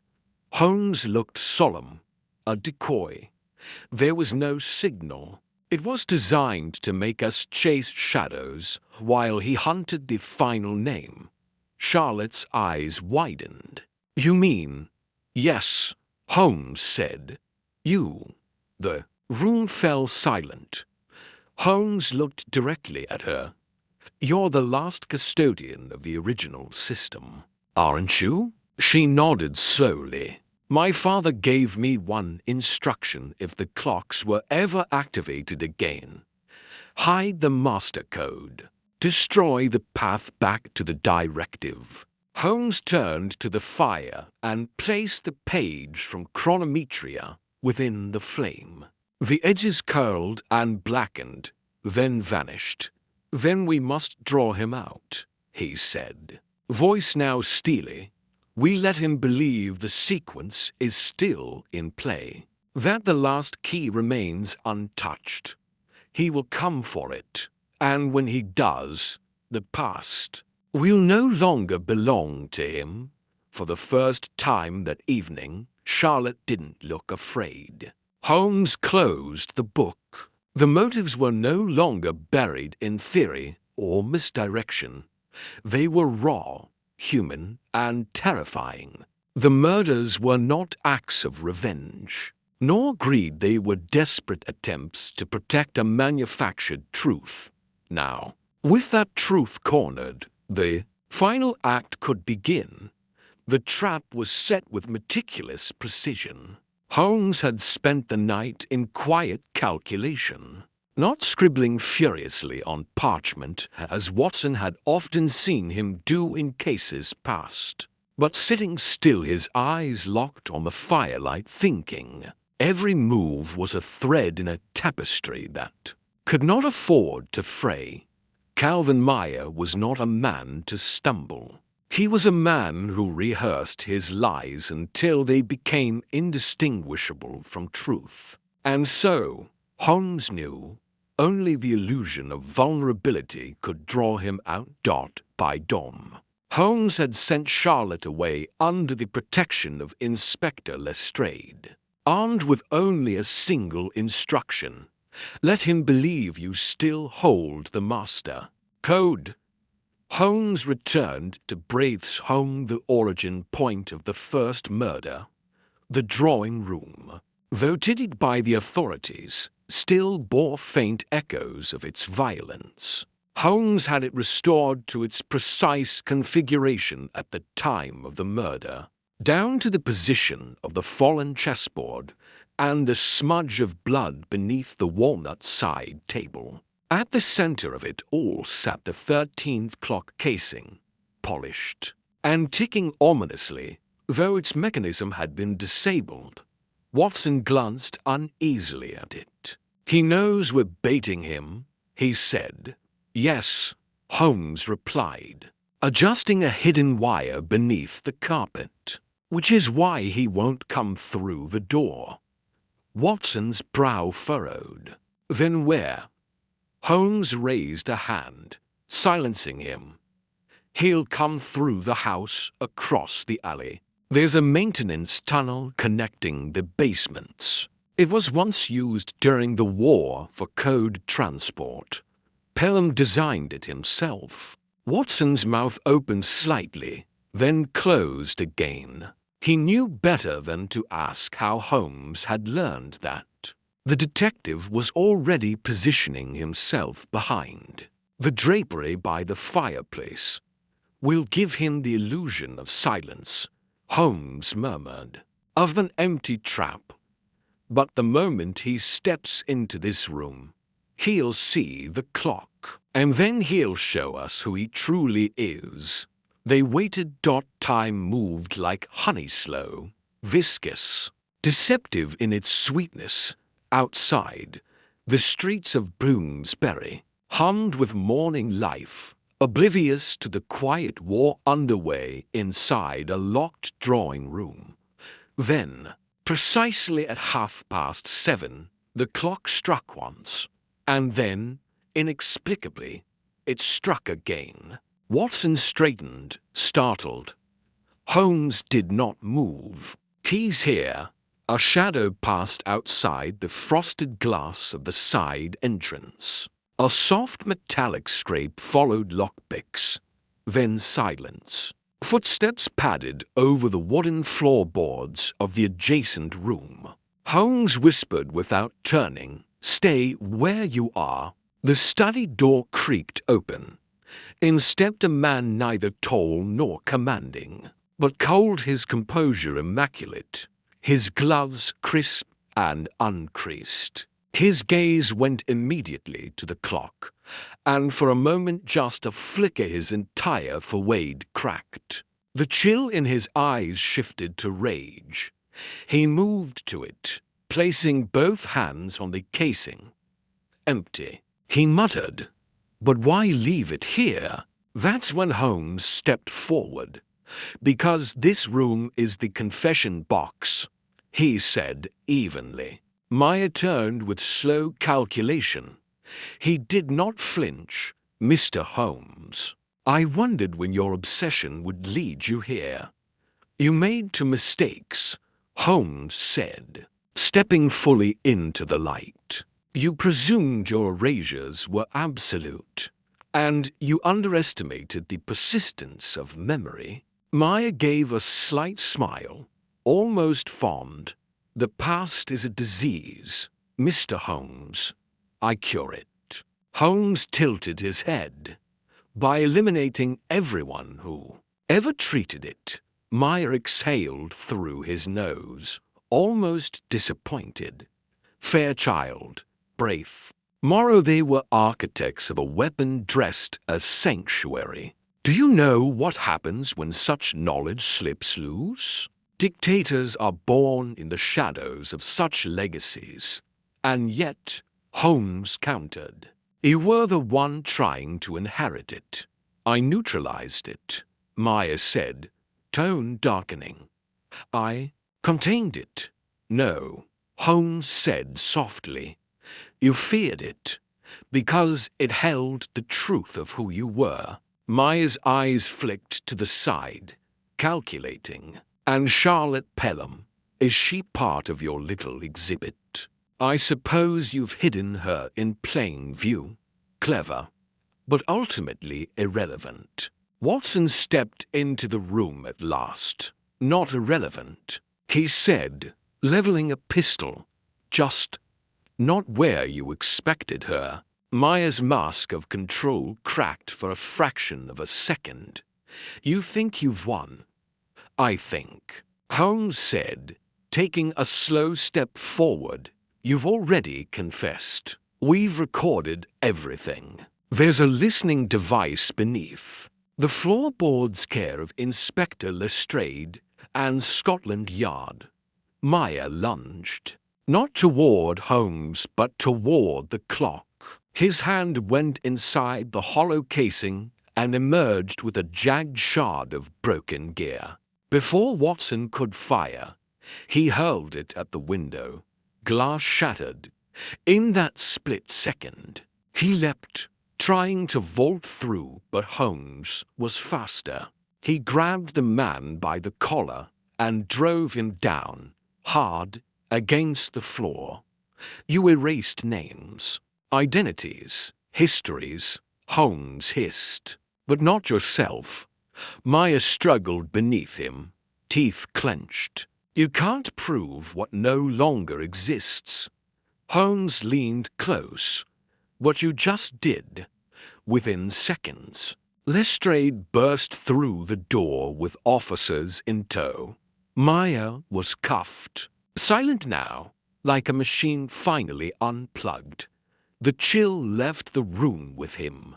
Watson turned to Holmes, breath uneven.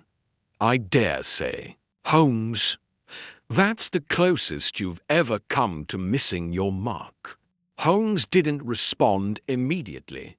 His eyes had gone to the remnants of the shattered window, then to the quiet clock that no longer struck at all. It was never about the 13th chime. He said at last, it was about silence. What people do when they think no one is listening. He looked up, and this time, Watson, we were. The handcuffs clicked sharply against his wrists as Inspector Lestrade led Calvin Myra out. Into the morning light, Holmes watched from the broken window's splintered edge, the fragments of the gear he'd used as a weapon still lying at his feet. It felt final. But as the crowd's murmurs drifted up the alley, a faint smile crossed Holmes's lips. They believed the case closed. Moments later, he turned to me. Collect Maya's papers from Southwark. He instructed swiftly, tension now drained from his posture. I want every ledger, every name, every reference cross-checked before noon. I turned to Charlotte. She was studying the ruined clock, perhaps thinking of her father. Holmes placed a hand on her shoulder. You did well, he said quietly. Your father left pieces, but you assembled the whole. Your courage brought him down. Charlotte nodded, but her eyes were distant. Holmes and I left for Maya's office. A discreet lock-up beneath surmise. The room was cleared of all, but mirroring papers, charts, and a neat list of names almost identical to those in Watson's earlier charred drafts. But with one exception, a final name added this morning. Not Charlotte's, but Holmes's own. I nearly laughed, then realized the implication. Maya, cornered, had left one last message. Holmes was being watched. Holmes broke the paper in half without a word. Back at 2-1B, Holmes studied the scrap. A trick to unsettle us, he murmured. Seen it before. Guilty souls turning themselves into accusers. I wanted to believe him. but doubt flickered.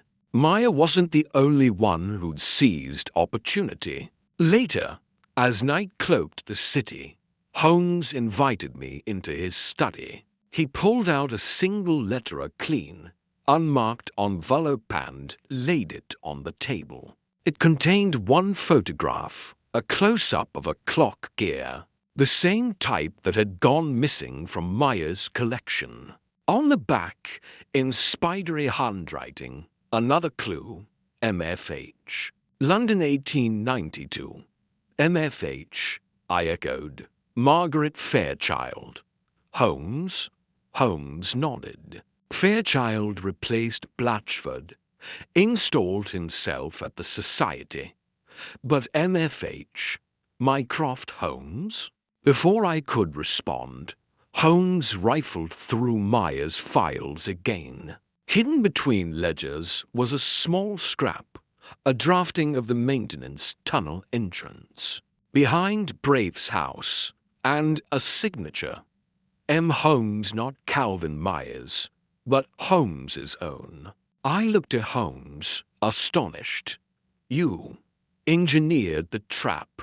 He remained calm. Yes, I planted the design so Maya would think he outsmarted me and leave his mark. It was my final test, to prove we control the melody of this game. I swallowed. That's brilliant. He leaned forward, but also dangerous. If Maya remained in control, seeing me as part of the pattern, he could manipulate that familiarity. He could fake my involvement or derail every conclusion. He paused, looking reflective. I needed him to fear me as much as I feared him. Silence settled, thick as fog in Baker Street. Then Charlotte entered, bearing a sealed envelope, Maya's final written confession.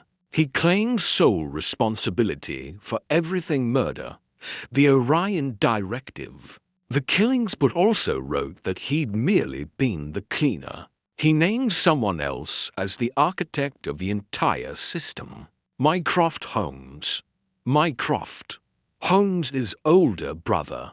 Everything shifted in an instant. Holmes's face went still. He took the letter and said softly, I need to go to Dover in person.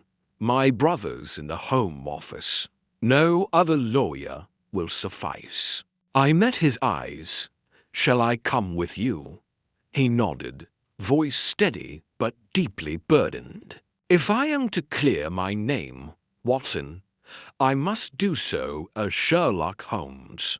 No illusions, just fact. And time. Outside, a clock in the station began to chime. 8, 9, and as the 10th chimed, Holmes turned away from the window and into the night. The tide was turning once more, and the final tide would break over Dover's cliffs. No one suspected what darkness lay beneath. The train to Dover groaned through the darkness, its whistle echoing the tension in Holmes's jaw. Across from him, I watched his profile sharp, determined, haunted by something deeper than mere professional chagrin. We were going to confront Mycroft himself, unravel a conspiracy tied not only to the ministry, but to Holmes's own blood. We arrived at Dover just after midnight, the moon pale and distant as we climbed the cliffs toward Mycroft's modest but fortified retreat. Overlooking the sea, Holmes hesitated at the gate, tracing the path with a hand that felt less steady than usual. Understanding the game's final move, he said softly, means stepping outside its board. What happens next changes everything. The door opened before we knocked. Mycroft stood framed in amber light, composed as ever, yet with an unspoken gravity in his narrowed eyes. Sherlock, he greeted, voice smooth. Watson, to what do I owe this midnight intrusion? Holmes met his gaze. A letter, your name, signed to the Orion Directives creation and to Maya's confession. That's unexpected. Mycroft invited us in without a word. Inside, the house was warm, lined with books and precise order. Mycroft gestured to a sitting room. We took seats opposite him. Holmes began. Maya confessed you were the architect of the system, its true originator, that you held the final control.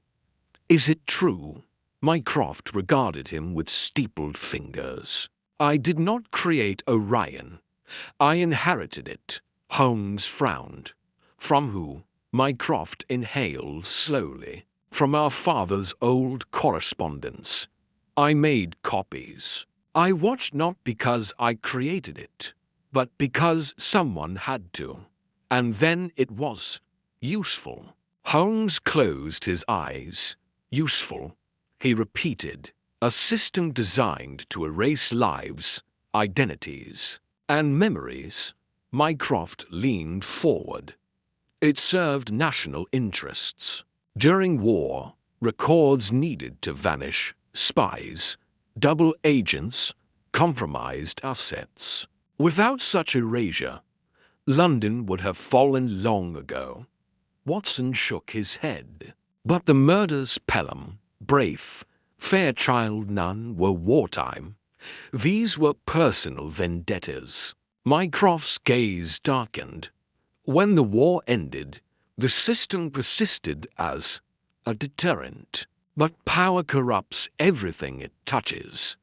It became less about national interest, more about control. Holmes's voice trembled. And the people who opposed this, you neutralized them. Mycroft nodded once. I did. Each removal reinforced stability. It remained a dark secret. A silence settled between them. Only the distant sea murmured beyond the windows. Then Holmes spoke gently. Why implicate yourself in a murder? Conspiracy? Why let Maya leave your name in Maya's confession? Mycroft's expression twisted. I lost control, you know that better than anyone. Maya grew ambitious. He intended to activate Orion again. I had to stop him. I created the circle of evidence pointing to Maya. But Maya turned the trap and implicated me, clever man. I let it stand. Better he carries the blame. The room felt colder. Watson swallowed. Holmes's gaze was unwavering. Then why murder Maya? Or did he escape before you could? Holmes pressed. Mycroft leaned back. He's alive, somewhere distant. I arranged his disappearance. A service for Britain, and for me. Holmes rose, pallid. You've decided who can exist. Who must vanish? You believed yourself the arbiter of truth. Mycroft stood, voice final. Mycroft Holmes did what no court could. I'm accountable only to the nation. Holmes met his brother's gaze with a lifetime between them. Not anymore. Police sirens wailed far below the moment Holmes had engineered from London. Lestrade's team, acting on Holmes's signal.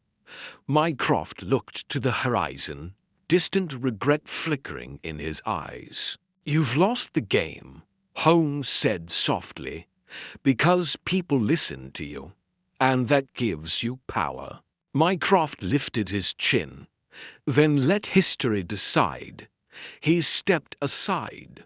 Two constables entered and arrested him civil arrest for conspiracy, multiple murders, and abuse of power. Mycroft's face remained calm, but in his eyes, the sea seemed to drown him. Later, in the dawn's grey light, Holmes and I walked the cliffs above Dover. The case closed, but at a cost neither of us could ignore. "Watson," Holmes said, "we often chase thieves, villains, but this was different. This was justice delivered by someone least expected." Mycroft believed erasure preserved identity, but it nearly erased himself. He paused, looking toward the sea. "I ranged the trap. I falsified evidence. I misdirected Maya. Some will call that deception, others salvation." I looked at him. "You did what was necessary." Holmes's gaze rested on the distant horizon. "The line between justice served and justice escaped is thin. But at least the game has ended." He turned back to me. "Shall we return?" And as we traced our steps down from the cliffs, the first light of morning catching the sea, neither of us yet understood how much the shadow of that system Orion would haunt London still. The dawn breeze off the Channel carried a faint, salty promise as Holmes and I made our way down the cliff path, leaving behind Dover's fading lights. The arrests Maya spirited away under a false identity, and Mycroft in custody felt final, decisive. Yet neither of us spoke of triumph. The case had closed, but its echoes lingered.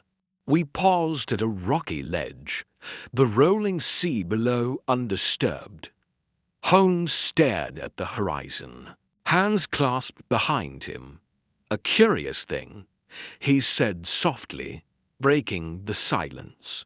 "Orion's framework, the chime sequences, the hidden codes, those. We recovered, fine. But there was one gear we never found, a final piece, presumed lost with Pelham." I frowned.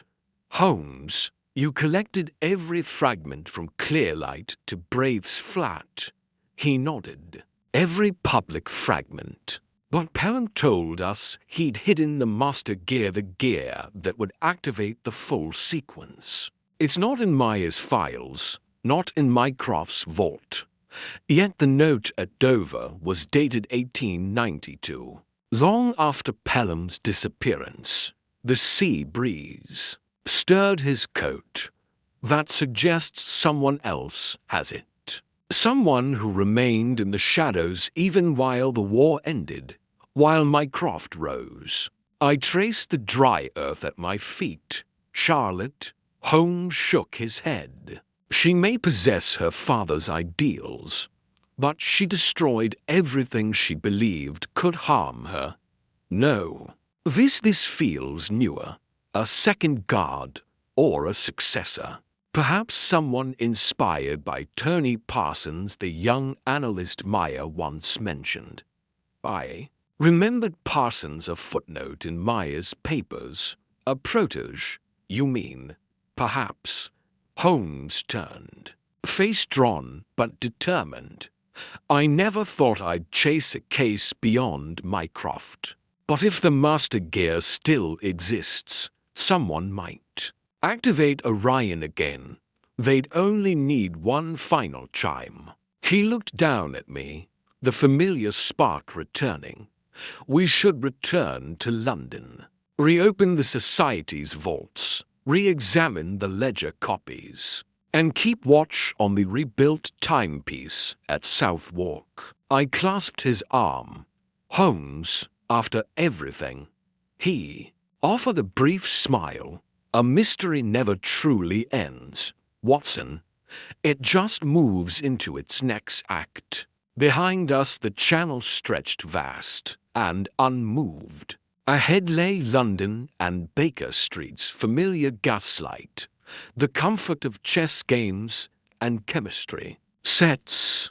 But if Holmes was right, another shadow was moving among the clockmakers of the city. I shouldered my bag. One step ahead.